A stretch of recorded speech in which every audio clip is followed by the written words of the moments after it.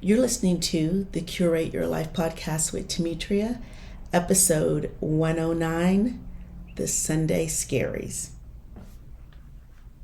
Hi, I'm Temetria, a single woman in midlife, but not quite ready for the moo-moo life. I'm focused on curating a life that I love, a life that is bold and vibrant and full of purpose. And I'm passionate about helping other women do the same. So join me if you're ready to curate a big, bold, beautiful life that you love. So I heard friends use this term a few years ago, talking about either their daughter or their son. I can't remember, but it was about that anxiety on Sunday nights. And they called it the Sunday Scaries. And I thought, that is the perfect term to describe it, that dread of Monday and the week ahead. And it was so perfect because I had felt that way before. And I thought they had made it up. I thought they'd made the term up. And you've probably felt that way before too. You've probably had that feeling of dread on Sunday night, maybe last night, because I'm actually recording this on Monday. But it seems to set in around 6, 7, 8 o'clock. And you start to have that feeling in the pit of your stomach about the upcoming week. And you have that dread and just kind of low level anxiety, or maybe even high level anxiety. But they call it the Sunday Scaries. And it was a few years before I realized that it was actually a thing. Well, not that it was actually a thing. I knew it was a thing because it was something that I had experienced, but that it was a widely used term out in the world. So fast forward to coaching and understanding how our thoughts cause our feelings. And I've talked about that before, and how planning and journaling and things like that can help with this. And then I heard it again last night. And because I've been spending a lot of time thinking about being focused and engaged and taking purposeful action in your life, I spent some time thinking about it and about why it's so widely talked about and why so many people experience this. So one reason, I believe, is because you can probably get a lot of buy-in from family and friends, because it's a pretty common thing and people love to commiserate. So I feel like it's a popular topic to commiserate on. Another reason is the words. It's the story that we're telling ourselves about the week that's coming up. It's the way we're framing it. The negative thoughts and the actual words that we're using that cause the anxiety. Our thoughts cause our feelings. So if you're dreading Monday, thinking it's going to suck and the week is going to be crazy and busy and nonstop, and you don't know how you're going to get it all done, you're going to feel dread and anxiety. Those thoughts cause real emotion and physical sensations in your body. But it's not Monday or the week ahead of you. It's the way you're framing it. And even if you believe that those thoughts are absolutely true, and you can give me a list of reasons why, I want you to know that they're optional. You can change those thoughts. You can start to pick them apart and question them. That's one of the things that we do in coaching. Examine those thoughts and get you to why you think them. And I'm not necessarily trying to get you to change your thoughts, just to help you understand why you're thinking them. And then you decide if you want to keep thinking them and feeling that way, or if you want to practice new thoughts. But you will begin to understand that in this case, it's not the Sunday Scaries or the upcoming week that's causing the emotions and the anxiety.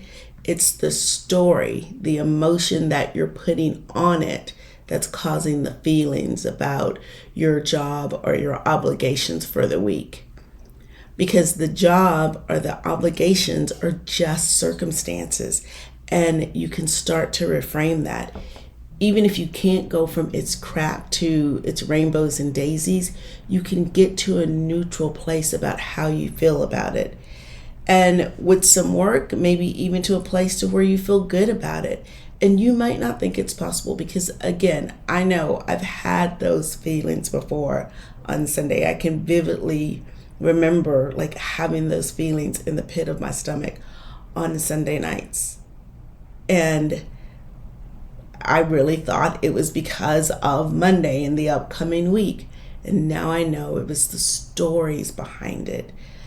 But those thoughts are optional and you can begin to shift them and get to a better place, I promise you. A place where you don't have the Sunday scaries. Get to a place where it's neutral, again, where you may not love it all the way, but you can be right here and not have the Sunday scaries. And fun fact, you can do that with anything, not just the Sunday scaries, but with anything in life. So those are two reasons. One, you get something out of the commiserating with friends and family about it and the world in general. I saw this on TV. I can't remember what it was that I was watching, but it was a commercial or something that I saw on TV.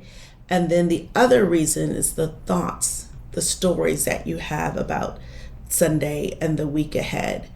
And the third reason basically boils down to thoughts also, but it's because you're not living the life that you want. There's a disconnect between the life that you're living and the life that you want. And even if you can't put your finger on exactly what it is you want out of life, there is a disconnect. Because think about this. Have you ever had the Sunday scaries before you left for a big vacation on Monday morning? Or even if you weren't going on vacation, if it was a staycation or you were just staying at home? We had Labor Day a few weeks ago. Did you feel the Sunday scaries then? No? So it's not Monday. It's the story. It's the thoughts. It's the feelings about the week ahead, about the Monday. So the work is to get to the why of those stories, why that's your story, your feeling about Monday and the week ahead and what you can do about it. So this episode is short, something I just want to talk about today, but it's leading into something else. I was going to start a 3-part series today that's a deep dive into the Curate Your Life process, the process that I've crafted to help clients get to a place where they're loving their life, they're creating lives that they really love.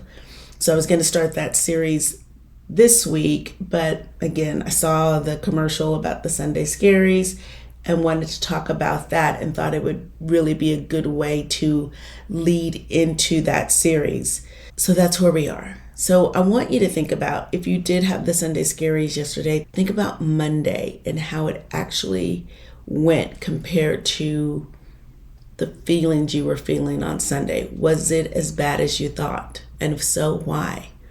What were the actual facts of the day? Was your boss really irritating and your coworkers really idiots? Or did your boss just have a request and did your coworkers maybe miss an email or just have a question? Do you see how easily the story can change how you feel about things? Did you have a commute from hell where nobody knew how to drive, or did you really just have to go from point A to point B with a lot of other people? What I want you to understand is your thoughts and your actions are choices. All of life is a choice. What you think about Sunday night and the week ahead is a choice. So you get to decide if the week ahead is a good week or a bad week, if the day is going to be a good day or a bad day. They're all choices, but you have to practice making the choices that create the life that you want. So be sure to come back next week because the Curate Your Life process will help you do just that.